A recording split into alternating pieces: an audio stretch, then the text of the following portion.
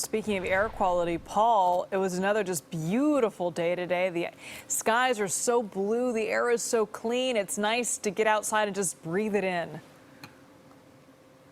It has been nice the past few days, and we've got more of this kind of weather on the way. Now, the one caveat is that if you live near the coast, near the bay, you walk outside this evening, you're liable to run into quite a bit of low cloud cover and fog with that marine layer blowing inland, strong onshore breeze. Of course, today is April 22nd. It's Earth Day, and it's the 50th anniversary of the first Earth Day back in 1970. So I want to take a look, first of all, at how things have changed over the past 50 years. And around the Bay Area, our average temperatures have warmed up by more than 2.5 degrees, which is a significant amount of warming over the course of a half century. But it's not all bad news. Of course, if you've lived here long enough, you know that California is one of the leading states in terms of trying to mitigate the impacts of climate change. And one way is by relying on more and more renewable electricity, sources of energy, wind energy up 10% over the past roughly 20 years or so, while solar energy usage has gone up by a third, 32% over the last 20 years. In fact, California leads the country in terms of the number of jobs in solar energy. This last updated just a few years ago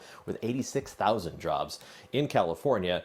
And California is one of only 5 states in the country to receive an A grade when it comes to those efforts to mitigate climate change, whether it's extreme heat or drought or wildfires or inland flooding or coastal flooding, coastal erosion. This is the state that is leading the way, but obviously more efforts needed nationwide and worldwide on this Earth Day. Let's take a look at what's happening out there right now. There is that marine layer. You can see it behind the buildings of downtown. Temperatures dropped to 61 degrees right now in the city. Still close to 70 in Oakland, just below.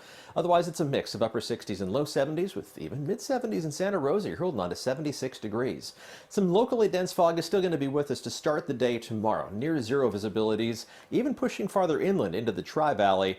Temperatures aren't going to drop too far, though. Only down to the mid 50s, and that is above average for this time of year. And tomorrow's high temperatures are going to be above average as well. It's just a matter of how far above average. Mid 60s along the coast, upper 60s and low to mid 70s around the bay. Maybe a degree or two warmer than today with the onshore breeze waiting to kick in maybe an hour or two longer than it did today.